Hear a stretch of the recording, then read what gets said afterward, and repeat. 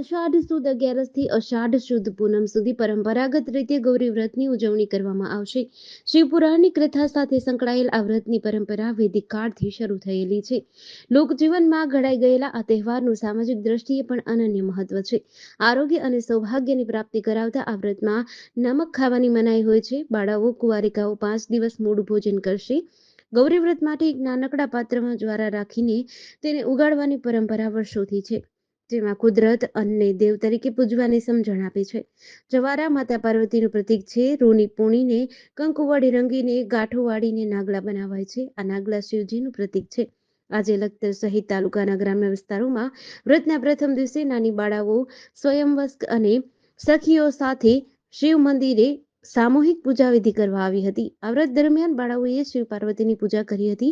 5 દિવસીય વ્રત રાખીને બાળાઓ અંતિમ દિવસે જાગરણ કરશે. ત્યારબાદ છઠ્ઠા દિવસે ગોરમાના જ્વારાનું સ્થાનિક જળાશયોમાં વિધિવત વિસર્જન કરવામાં આવશે. GDC ન્યૂઝ સાથે જયેન્દ્રસિંહ ઝાલા, લખતર.